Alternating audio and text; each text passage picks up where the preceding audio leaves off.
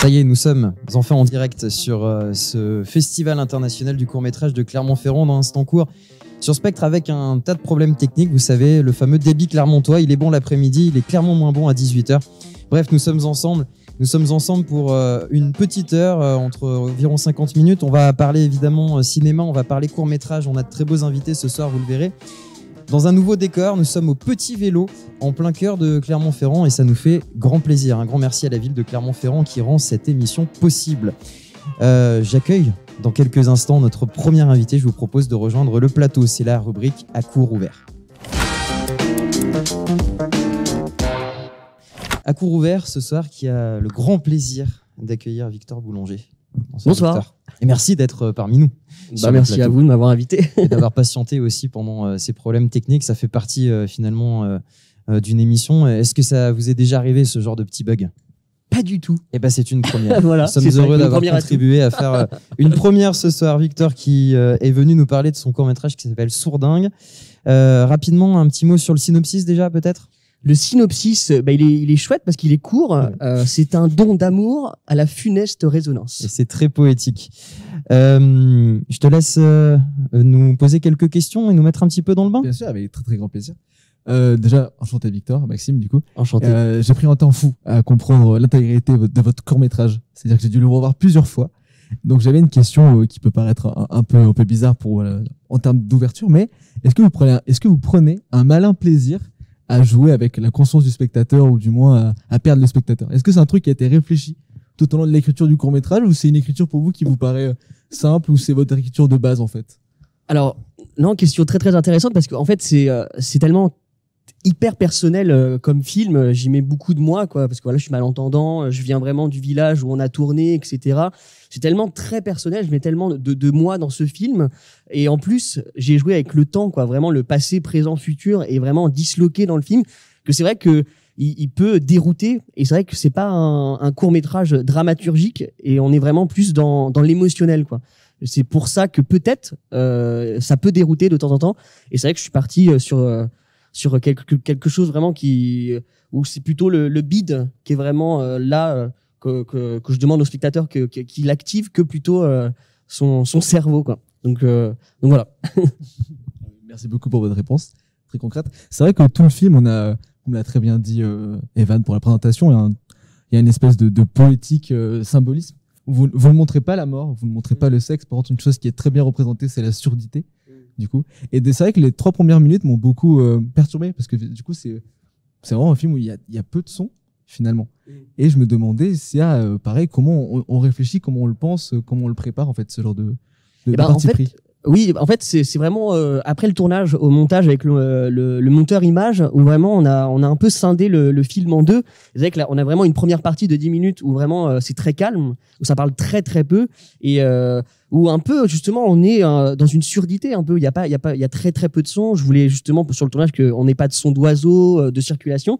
Et après, bam, dans la deuxième partie du film, où là vraiment la musique, le corps, où ça pulse plus, ça pète. Voilà, où ça pète, où justement, bah voilà, il y a la mort qui rentre en jeu, il y a voilà une étreinte, voilà, qui est montrée à ma façon certes, et où justement ça explose plus. Et après, le film redevient quelque peu sourd vers la fin quoi. Voilà, c'était ouais voulu, réfléchi, c'est vrai. C'est vrai que le film, on le sent quand même assez intemporel, c'est-à-dire qu'il est impossible à placer. Enfin, je ne connais pas du tout la date de l'invention du sonotone, qui est un élément, qui est même un objet, qui est même le point de départ de l'histoire. Mais c'est vrai qu'on a tout ce temps, forcément, qui vient ces VHS qu'on voit, c'est les grands-parents qui sont absolument merveilleux, de super comédiens. Je sais pas du tout comment le casting a pu se passer, mais ils jouent merveilleusement bien. On les sent abîmés par le temps. Je n'ai pas forcément de réponse. C'est 2 questions. C'était juste mon ressenti sur le film. Je vous tiens à vous féliciter pour votre travail. Non, mais en effet, en fait, c'était vraiment ce côté. Je voulais que Sourdingue soit intemporel, et je suis très heureux que ça ait marché. J'ai fait mon travail. Mais en effet, voilà, en fait, il y a juste un véhicule à un moment donné, oui, une télévision qui n'est pas un écran plat, quoi, où on pourrait se dire on est peut-être dans les années 90-2000, mais je voulais vraiment que ça soit intemporel. On a fait vraiment ce travail-là avec la costumière Pauline Jourdan, de vraiment voilà que les costumes n'aient pas vraiment une époque définie, Et c'est vrai que les grands-parents, Christian Pellissier et Marie Baquet sont superbes. En fait, le casting, c'était vraiment des comédiens beaucoup de théâtre. Voilà, Antoine Quintard vient du théâtre, Juliette Blanchard aussi. Enfin, j'ai vraiment pris beaucoup de comédiens du théâtre, sauf Marie Baquet qui n'était pas actrice. Voilà, la grand-mère. Voilà. Et justement, moi, j'avais juste une dernière question. Bah, là, du coup, en termes de compréhension. Le dernier plan est un plan monté à l'envers, si je dis pas de bêtises, on voit les voitures qui passent à l'envers. Et sans vous demander la question un peu pompeuse du symbolisme, j'avoue que ce plan m'a beaucoup dérouté parce que du coup j'avais du mal à le situer dans la chronologie du film. Est-ce que c'est plus une espèce d'ouverture qui appelle du coup à l'escapade romantique, ou c'est une espèce de boucle infernale où peut-être que les gens de la ruralité se perdent dans ce genre d'ennui? Eh bien, c'est trop beau parce que vous avez répondu à la question. Voilà, c'est ça, c'est vraiment une invitation à l'escapade romantique. On est vraiment avec ces deux personnages, Suzanne et Toine, qui, à la fin du film, en fait, trouvent une façon de s'aimer, de s'entendre, et ils sont ensemble. Ils partent justement de ce village qui est trop clos pour eux, et ils trouvent une façon de s'aimer à eux, quoi. C'est tout à fait ça. C'est pour ça que voilà, quand on s'aime à notre façon, quoi, et c'est leur façon à eux, elle est comme ça, quoi. Je l'ai symbolisé comme ça justement avec le monteur image, quoi. C'est super beau. Ça m'a inspiré pas mal de choses, moi ce film. Il y a des choses qui me sont venues. Par exemple, je me suis fait la réflexion, je me suis dit c'est quand même un peu baudelairien aussi. Cette façon, les fleurs du mal un peu, cette façon de faire naître du beau, de la poésie dans des choses qui peuvent être un peu tragiques quand même, un peu funestes. Ça m'a fait penser à du Marcel Proust aussi, à La recherche du temps perdu. Il y a un peu de ça dedans. Enfin, je sais pas. Est-ce qu'il y a des références, des choses que vous avez voulu mettre dedans et vous voulez nous glisser là, ou alors garder le mystère au contraire? Baudelaire, Proust, waouh, pourquoi pas, de la littérature. Non, mais en tout cas, oui, ce sont des écrivains et des poètes, et c'est très littéraire en tout cas, c'est sûr, quoi. Le scénario était en tout cas très très littéraire. Il y avait des monologues, par exemple, qu'on a coupés au montage, voilà, parce qu'on est dans le court métrage, mais en effet, oui, c'était très très littéraire et en effet très poétique, quoi. Je voulais vraiment que ça soit un film lyrique, quoi.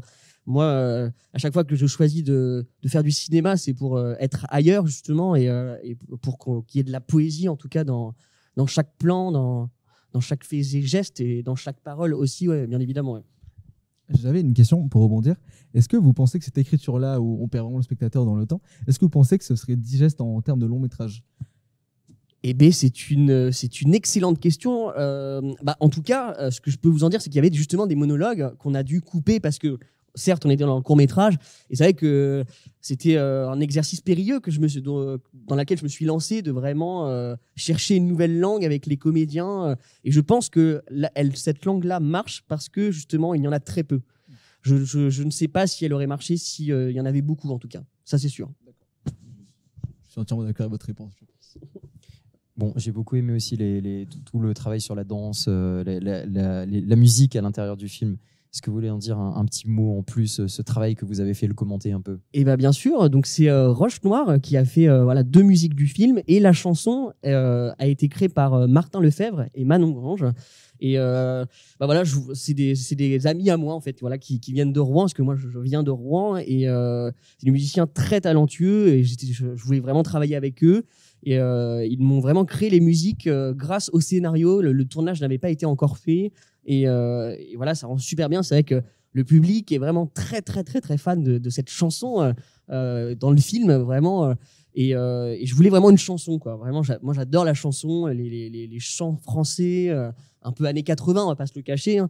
Et voilà, je voulais que ça pulse, quoi. Je voulais vraiment du corps, quoi. Et j'en suis très très heureux. C'est vraiment la séquence qui pour moi marche le plus dans le court-métrage. Et du coup, est-ce qu'il y a à long terme, dans le futur, peut-être des projets peut-être de comédie musicale qui pourraient vous intéresser? C'est un peu culotté peut-être comme question, mais... Eh bien, c'est vrai que une comédie musicale, pourquoi pas? Je ne sais pas si vous connaissez le réalisateur Léos Carax qui a fait Annette. Voilà, que faire après Annette? Mais pourquoi pas? Pourquoi pas? Ce serait très très beau de faire une comédie musicale, en effet. Parce que je trouve que votre caméra arrive très bien à filmer ces corps-là. Et elle est très juste en fait sur le regard des corps, même des émotions des comédiens, des acteurs, des personnages. Ouais, en fait, on a beaucoup aimé, toute l'équipe du film, voilà, filmer cette séquence justement où le grand-père va au fond du jardin et danse avec ça. En fait, c'est sa femme derrière qui danse avec lui. Non, c'était vraiment un très très beau travail avec justement les deux comédiens, Christian Pellissier et Romy Alizé. Et j'ai pris vraiment goût à faire cette séquence, et pourquoi pas du coup en faire plus peu après, pourquoi pas. C'est vrai. On va regarder le teaser pour voir un petit peu justement le travail qu'on est en train de commenter.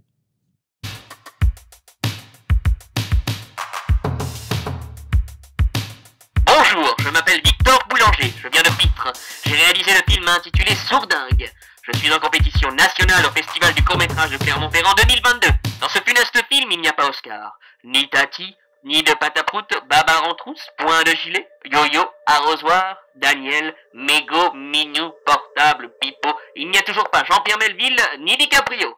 Mais il y a Blanchard et Quintard. Baquet, Molaro, Garcia. Bleu, bleu d'amour, bleu, bleu toujours.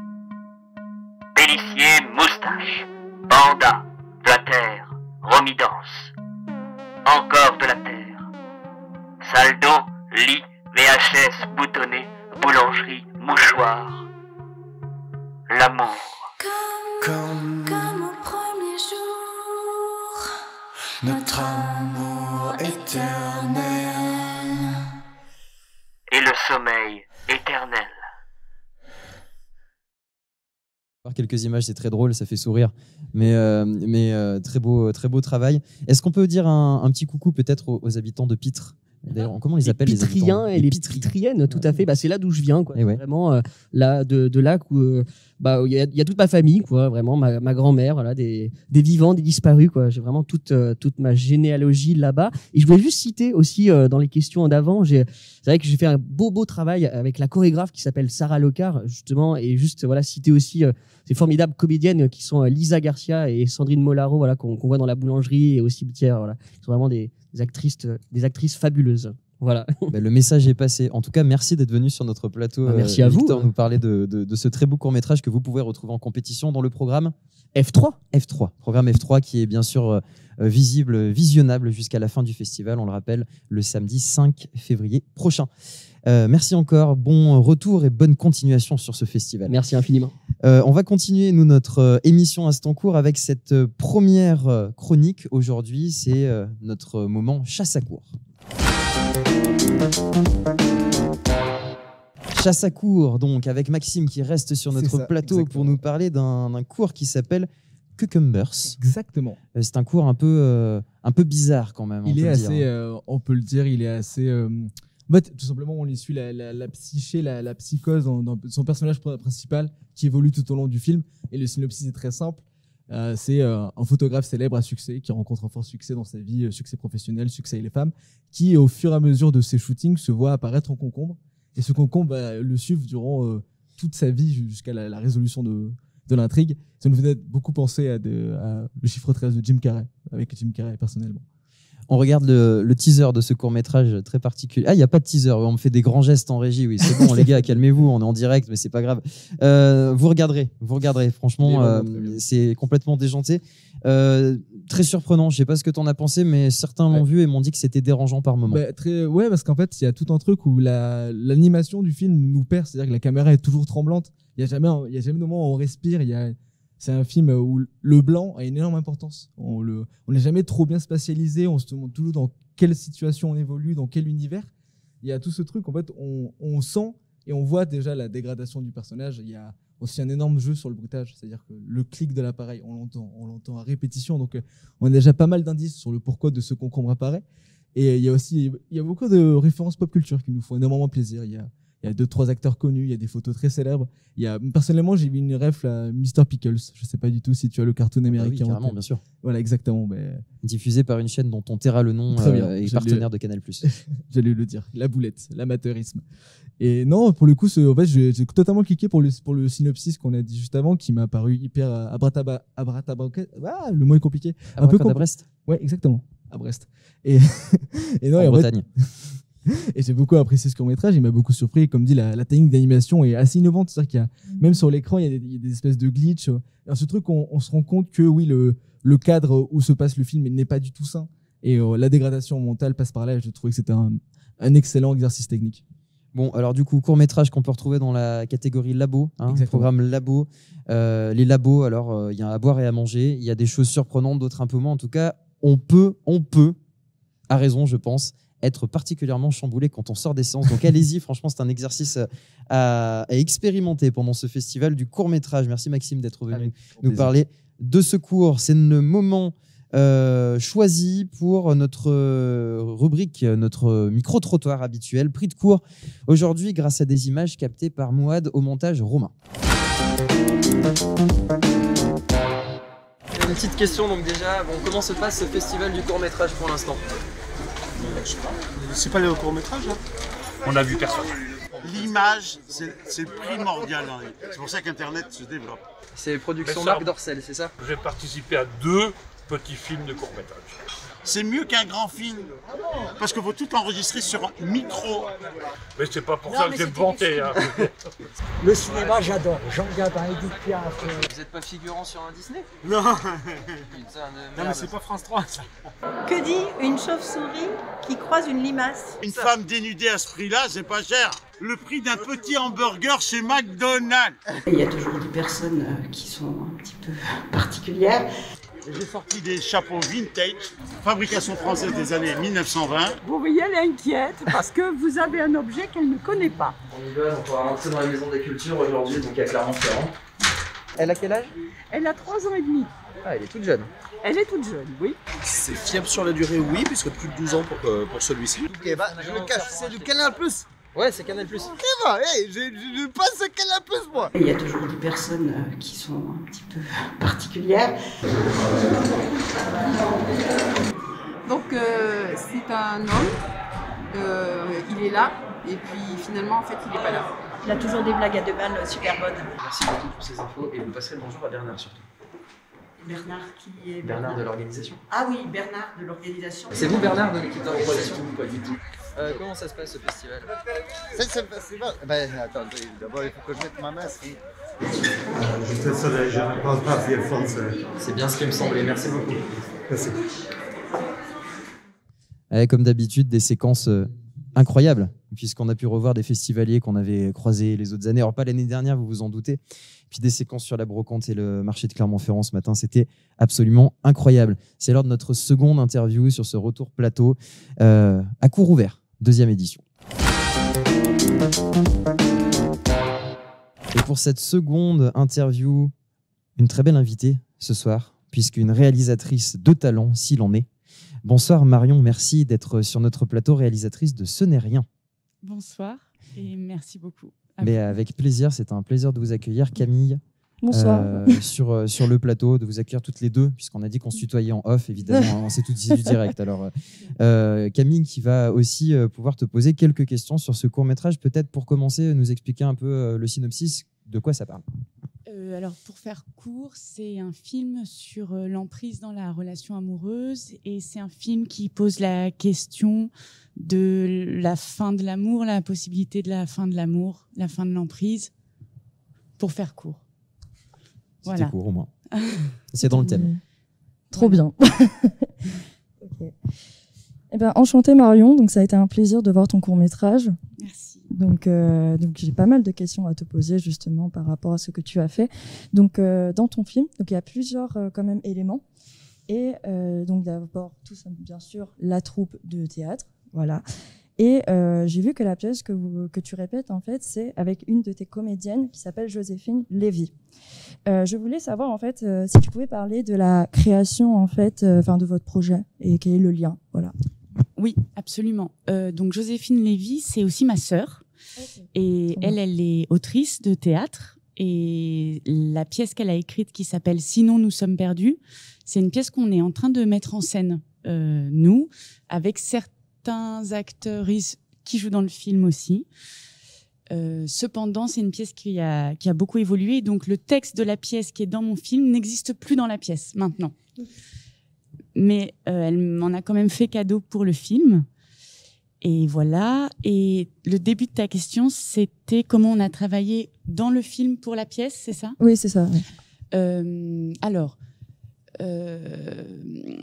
Moi, je voulais que le film prenne place dans la résidence de théâtre parce que en creux dans mon film, j'avais envie de parler de mise en scène.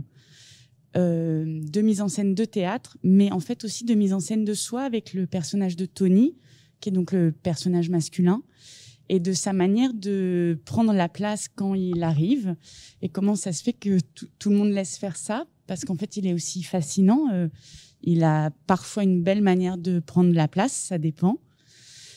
Donc voilà, j'avais envie de parler de ça et de mettre en abîme la question de l'acteur, et la question de la vie, d'être acteur dans la vie, de se mettre en scène. Je ne sais pas si j'ai bien répondu, mais ce que je peux dire aussi, c'est que, en creux dans le film, Tony, c'est un acteur plus célèbre que les autres qui arrive, et en fait, il génère aussi une sorte de fascination parce que c'est des jeunes acteurs de théâtre qui galèrent un peu et tout ça, et en fait, lui, ils le connaissent et il joue dans des films. Et du coup, il y a quelque chose qu'on autorise plus. Voilà, il y a un truc comme ça sur la fascination, en fait. Oui, en tout cas, justement, ce personnage est très puissant quand même, parce qu'on voit le comportement de ce personnage tout le long. Justement, la deuxième question que j'aimerais poser, c'est est-ce que tu peux nous parler de la relation entre ces personnages, en fait, enfin, tous les personnages, tout le monde. Donc, tu veux dire pas que Tony et Alice, pas que le couple? Oui, pas que le couple, mais aussi voir un peu les liens, parce que c'est un peu tous différents, ils ont tous le caractère, le comportement différent, et je trouve que ça serait intéressant de savoir comment... Le lien entre ces deux personnages, il a un impact sur tout le groupe, effectivement. C'est ça, en fait. Ouais. Oui. Alors, si je suis trop longue, vous m'arrêtez, mais... c'est jamais drôle. Donc, le lien, c'est que Tony et Alice, les personnages principaux, sont séparés depuis 8 ans et donc sont ensemble depuis beaucoup plus longtemps. Ce que je voulais raconter, c'est aussi la différence d'âge. Ils ont 10 ans d'écart. Elle s'est mariée avec lui très jeune. Elle a voulu être actrice et il a voulu acheter des maisons pour eux. Donc, c'est le décor du film, c'est dans un jardin au milieu de maisons. Parce qu'il y a aussi la question du territoire. Mine de rien, il a aussi le pouvoir parce qu'en fait, il est chez lui par rapport aux autres qui viennent gracieusement répéter. Voilà. Donc, le lien entre deux, c'est ça. Dans la troupe d'Alice, il y a des gens que Tony connaît. Donc, il y a Bruno, qui est joué par Vincent Bramoulet, qui, lui, est un peu plus vieux que les autres et qui est un vieux copain d'Alice, donc Tony retrouve. Et les autres, les 3 autres, donc Nathalie Bader, Johan Denève et Joséphine Lévy, donc ma sœur, qui joue la metteuse en scène et l'autrice, eux le connaissent pas. Après, il y a un autre personnage qui est joué par Victoire Dubois, qui est le personnage de Manika, qui pour moi est une sorte de sœur de lait de Tony. C'est un petit duo qui crée un trio avec Alice. Manika énerve Tony, Alice le calme. Entre Manika et Tony, c'est une relation familiale. Enfin, c'est un lien comme ça. Et aussi parce que dans mon film, je parle aussi beaucoup de la question de Dieu. Donc Tony, il est fasciné par Jésus ou pas, ou il fait des blagues, on ne sait pas tout à fait. Il a une théorie sur sa propre enfance avec Jésus et tout ça.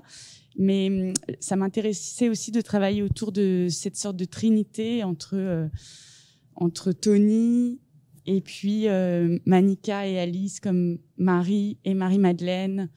Voilà. Et puis, bon, c'est quelque chose qui revient beaucoup dans le film, et voilà, la question de la croyance, en fait. Voilà. Ok, d'accord. Du coup, oui, c'est plus clair du coup. Et en fait, je voulais savoir aussi pourquoi tu as choisi le titre. Donc, ce n'est rien. Et d'un coup aussi, entre parenthèses, chute Tony. Parce que j'avais plus compris le chute Tony, mais le ce n'est rien. Alors, Shush Tony, c'est le titre anglais. Parce que, okay. voilà, ça c'est le sous-titre quand on voit le film, il y a Shush Tony. Donc, ça veut dire chute Tony, c'est le titre en anglais. Parce que ce n'est rien, j'arrivais pas à le traduire. Parce que ce n'est rien, c'est en vrai, si je suis tout à fait honnête, c'est à cause de la chanson de Julien Clerc. Ce n'est rien. Voilà. Big up à Julien Clerc. Voilà. Big up à Julien Clerc.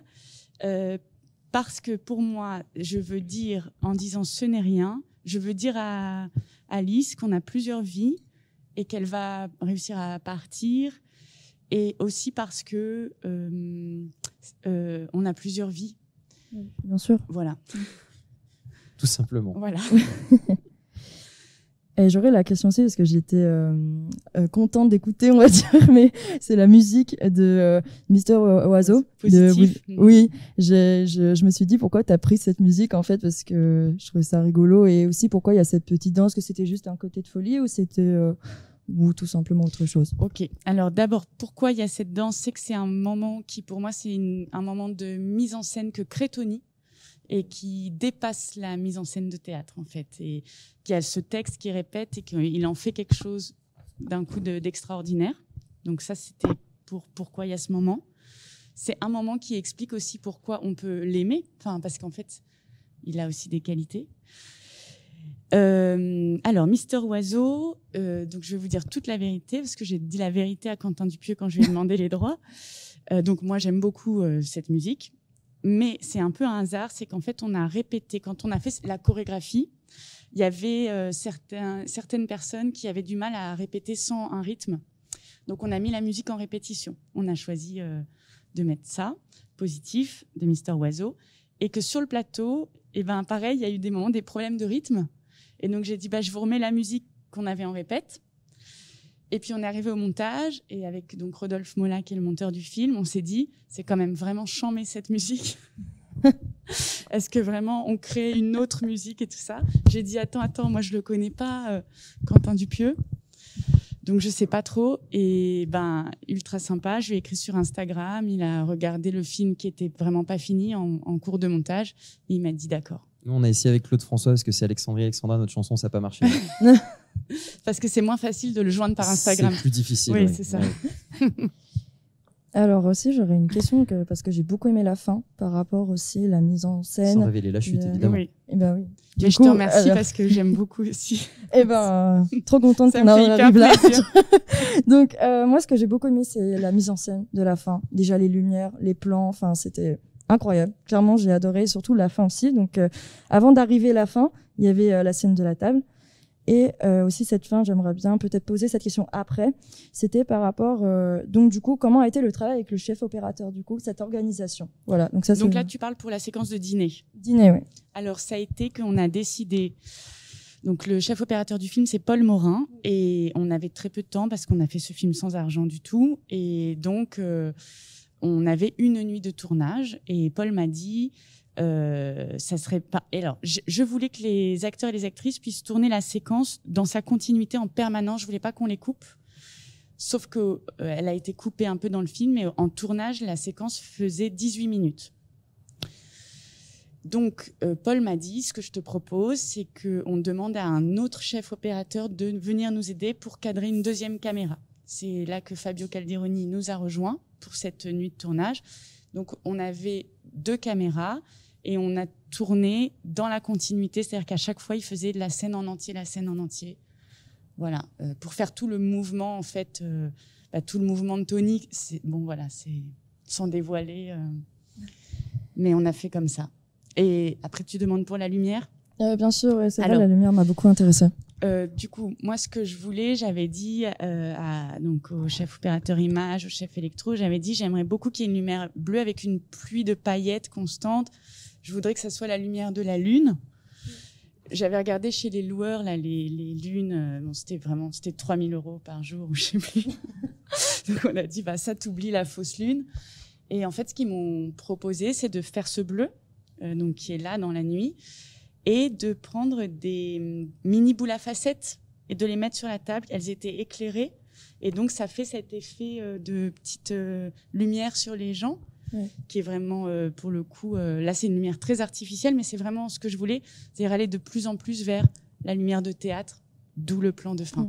Justement, par rapport à cette scène, est-ce que c'était prévu, tu sais, quand on voit les 3 personnages, il me semble Malika, Tony et Justine, ils ont en fait la lumière, ils ont des points de lumière. Voilà. Est-ce que c'était le but ou... Oui, c'était le but. Et l'idée de la boule à facettes, ça nous a permis de régler ça, plutôt d'avoir des paillettes. Ouais. Aussi, alors, je me rappelle plus trop la citation, mais il y avait une citation sur la lune, et je voudrais savoir si tu peux nous dire pourquoi il y avait cette citation, pourquoi ce personnage Tony parlait de ça en fait. Oui. Donc là, en fait, c'est Tony qui répète ce que dit Manika. Manika tire les tarots d'un côté de la table et elle dit à Martin, la lune, c'est ce qui croupit sous l'eau dans la nuit, parce qu'elle tire la carte de la lune dans le tarot de Marseille. Sauf qu'elle, elle dit ça pris dans plein d'autres choses, puisqu'elle lui tire les cartes. Et Tony entend ça et répète. Il a plus trop d'attention sur lui, et donc il dit « Écoutez ce qu'elle vient de dire ». Et il répète « La lune, c'est ce qui croupit sous l'eau la nuit, c'est magnifique ». Ok, voilà. J'ai une dernière question. Ça fait beaucoup là. Ah, dommage, c'était pour la fin. Allez, pardon, je parle prie. beaucoup. Non, c'est Camille qui a beaucoup de questions et c'est passionnant. Moi, j'aime bien ces questions. Merci beaucoup. C'est la dernière question pour finir. Merci beaucoup, ça me fait très plaisir pour le premier interview. Alors, en fait, je voulais savoir la fin. J'aimerais bien donner mon avis avant pour savoir si c'est ça. Tu sais, la fin, quand il y a... Alors, j'espère que c'est pas un spoiler, du coup. Donc, attention, spoiler. Mais en fait... Non, c'est du direct. Voilà. Non, en fait, c'est la scène où il y a une transat, il me semble, avec la lumière, et un côté pas lumière, une sorte de portail assez... Un hangar. Un hangar, oui. Et on voit qu'il s'installe. Et en fait, est-ce que c'est une sorte de métaphore par rapport à la manipulation, qu'elle n'est pas encore justement libre et qu'elle se laisse encore emporter par cette personne toxique?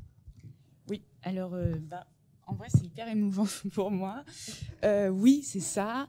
C'est que c'est pas fini, mais qu'elle va y arriver. Et c'est aussi un hommage au théâtre à cause de cette lumière en douche. Enfin, c'est une lumière vraiment de théâtre. Oui, et qu'elle éteint la lumière quand même. C'est elle qui éteint. C'est la fin du spectacle, c'est la fin du film.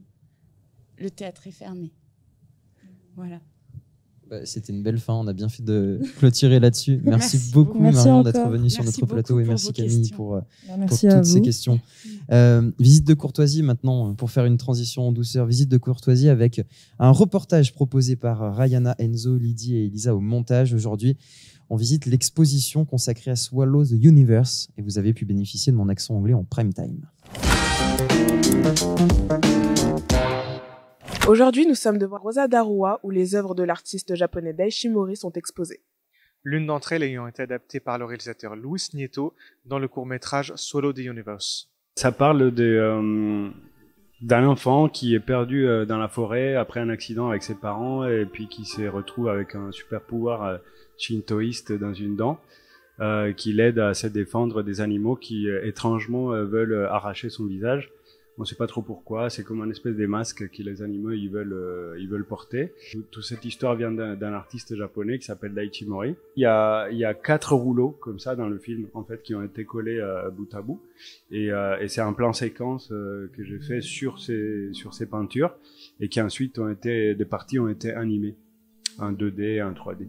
Je suis tombé sur cet artiste tout à fait par hasard parce que j'étais à Tokyo en train de faire un documentaire sur des animaux qui m'a mis à rencontrer plein de vieilles femmes et une de ces vieilles femmes a parlé de son petit-fils qui était cet artiste qui vivait enfermé dans sa chambre, qui faisait des dessins. Donc moi ça m'intéressait en tant que réalisateur, je lui demandais de me montrer. On m'a dit que c'était un peu compliqué parce qu'il voulait pas que ça soit montré. Mais là, elle a quand même dérobé 4 de ses rouleaux et quelques autres trucs. Sur ces originaux, j'ai voulu faire une interprétation cinématographique parce que justement, cette œuvre graphique qui est fixe, ça se présente en rouleau. Et pour moi, c'était le travelling, quoi. Je voyais vraiment le travelling latéral qui s'est baladé là. Et puis j'ai commencé à imaginer aussi ces éléments qui bougeaient. Donc j'ai travaillé avec une équipe d'animateurs traditionnels qui ont repris ces dessins avec son style à lui et qui ont refait, qui les ont fait bouger, quoi, qui prennent vie.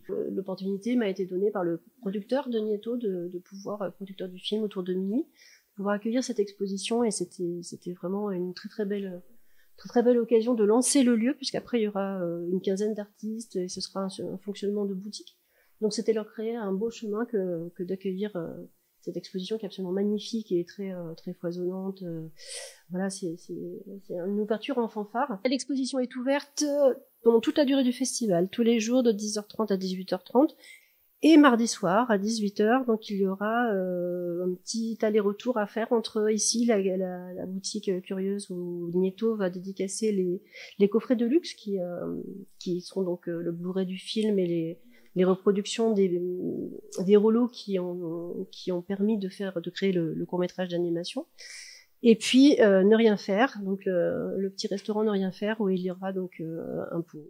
Ça serait bête de manquer cette exposition, donc rendez-vous Rendez-vous toute la semaine à Clermont-Ferrand pour en profiter. On va faire la transition toute trouvée avec Jordan qui est venu nous parler du film en lien avec cette exposition. C'est notre deuxième chronique Chasse à courre. Et du coup, pour cette chronique, en fait, moi j'ai choisi du coup Swallow the Universe parce que déjà c'est le premier film que j'ai vu de tout le festival de Clermont.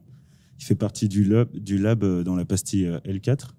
Et en fait, ce film, c'est complètement une claque, que ce soit en termes d'animation, d'histoire, de son. En fait, il y a vraiment un travail du son et de l'animation. Il y a un mélange de 2D et de 3D, où on a vraiment ce truc-là, où on est sur une animation qui est en 2D et qui s'anime avec la 3D. On a un travail des textures avec le son aussi qui joue en fait sur vraiment ce sentiment de malaise. Moi, ce film-là, en fait, il m'a fait vraiment penser à ce genre d'univers un peu comme l'univers de Berserk ou les œuvres de H.R. Giger, où tu as vraiment l'impression de te balader dans un inconscient un peu malsain avec ses propres règles et où tu sais pas vraiment où tu vas, mais tu es vraiment un espèce de voyageur qui cherche et qui se retrouve dans un univers, dans un autre plan de réalité. Et c'est pour ça que j'ai choisi ce court-métrage-là. Et c'est vrai que l'exposition, j'ai vraiment hâte de la voir parce que ça a l'air complètement fou. Alors, on en parlait tout à l'heure, les séances labo. Aujourd'hui, vous avez 3 films qui sont présentés de séances labo. Est-ce que tu peux nous parler du travail avec ce plan séquence incroyable à l'intérieur de ce court-métrage ? Ouais, oui, du coup, en fait, tout le court-métrage est sans coupe. On a vraiment tout un défilé. On est comme si on était en train de lire un rouleau, en fait. Un rouleau en fait qui a été fait par justement Daishi Mori, qui s'est beaucoup inspiré des estampes du 18e et du 19e siècle, des estampes japonaises. Sauf que c'est avec vraiment beaucoup de couleurs, des couleurs très très vives, c'est très sanguin en fait. Il y a beaucoup de textures. Et nous, on est vraiment en tant que spectateurs en train de dérouler tout ce rouleau-là et de le suivre et de le voir s'animer avec toutes ces images violentes, ces images assez mythologique. Je trouve qu'il y a une certaine poésie aussi à certains moments. Et il y a vraiment un discours sur vraiment la condition de l'humanité et de qu'est-ce que l'humanité vient faire dans justement cette espèce de paysage, dans cette forêt-là. Qu'est-ce que l'humanité vient faire? Et là, on a vraiment une figure, en fait, on a un enfant qui représente vraiment l'humanité et son innocence, et qui même par son innocence dérange et pose problème et chamboule tout. Et franchement, je conseille à n'importe qui d'y aller. C'est une expérience de fou et franchement, on en ressort bizarrement indemne. À voir donc dans les séances du festival du court-métrage de Clermont-Ferrand jusqu'au 5 février. Merci Jordan d'être venu nous parler de ce court-métrage. On va regarder le teaser pour voir un petit peu l'ambiance dans laquelle vous risquez de vous plonger si vous y aventurez.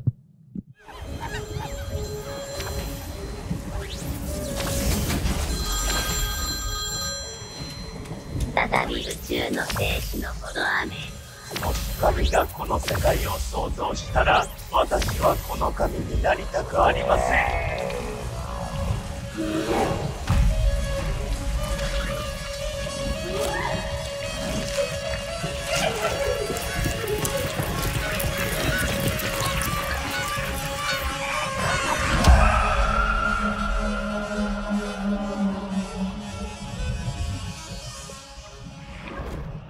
Court-métrage que vous pourrez retrouver dans la catégorie Labo. C'est l'heure donc de notre chronique libre cours. Aujourd'hui, j'ai le plaisir d'accueillir Romain du Festival du film jeune de Lyon qui va nous parler d'un super court-métrage là encore.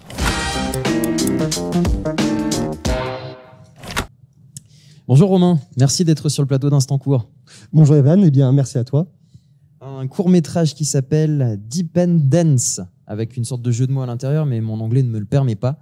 Donc je te laisserai l'expliquer si tu le souhaites. Un court-métrage de Connor Organ, qui date déjà de 2010, hein, qui a un petit bout de chemin derrière lui. Tout à fait, mais c'est un film qui n'a absolument pas vieilli. Ouais. Alors pour revenir sur le jeu de mots qui m'a tout à fait plu aussi, en effet, donc pour remettre un petit peu le contexte, c'est un court-métrage qui se passe autour, ou plutôt dans une piscine. Donc un homme en cravate est poussé par une vieille dame, qui est probablement sa mère, même c'est sa mère, on le découvre par la suite, dans une piscine.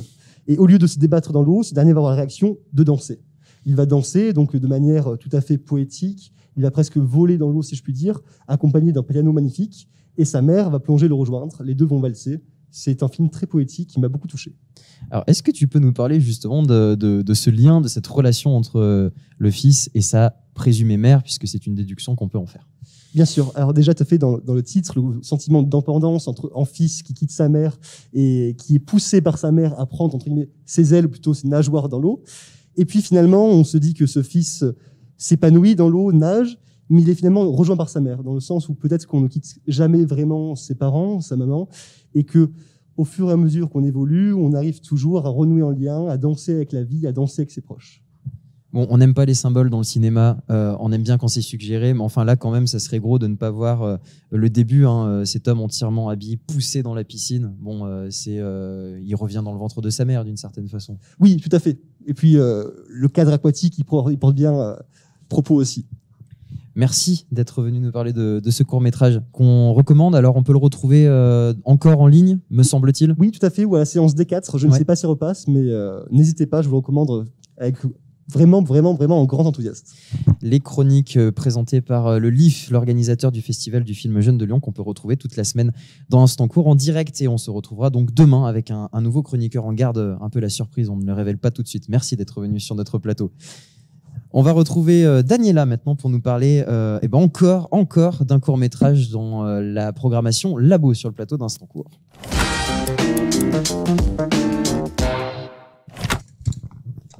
Alors Daniela, tu es venue nous parler d'un court-métrage qui t'a particulièrement plu. Il s'appelle Manor Tree. C'est un court-métrage britannique de 4 minutes seulement. Mais qu'est-ce qui a bien pu te plaire dans ce court aussi bref? Et oui, c'est un court-métrage très rapide. Tout se passe très vite, il y a énormément d'enjeux visuels. Et en fait, ce qui est super intéressant, c'est que c'est une comédie surréelle qui, dans les premiers instants de ce court-métrage, le spectateur se retrouve complètement désorienté. Ça commence avec un plan de paysage, une forêt. Puis à ce moment-là, on a le narrateur qui s'éveille, complètement alarmé et perdu. Et ce narrateur, c'est un arbre qui est en pleine crise existentielle car il ne comprend pas qu'est-ce qu'il fait en plein milieu d'une forêt. Puisqu'il assure qu'il est un homme transformé en arbre. Et justement, suite à cet état paranoïque, il commence à développer une suite de théories. Est-ce qu'il s'agit d'un rêve?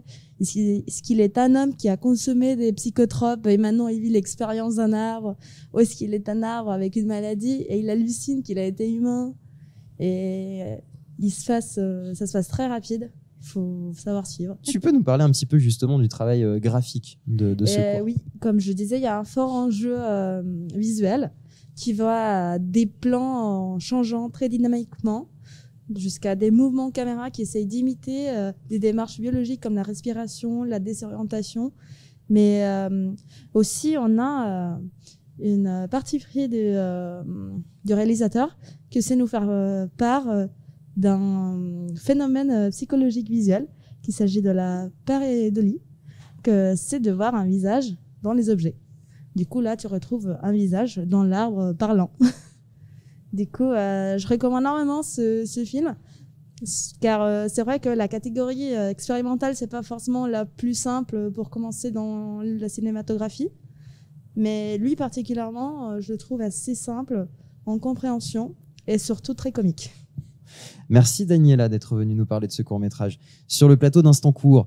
Plateau d'Instant Court qui d'ores et déjà s'achève après cette émission rocambolesque, pleine de rebondissements.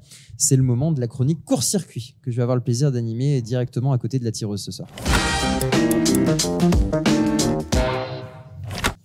Et oui, parce que en ce dimanche 30 janvier 2022, Journée mondiale des lépreux, j'ai une pensée quand même pour Marine Le Pen. Oui, presque de la compassion pour cette femme, elle, la plus banale des réactionnaires, qui chaque jour voit s'enfuir des dizaines de cerveaux, entre guillemets, évidemment, du Rassemblement national, soucieux de rejoindre la vague Zemmour.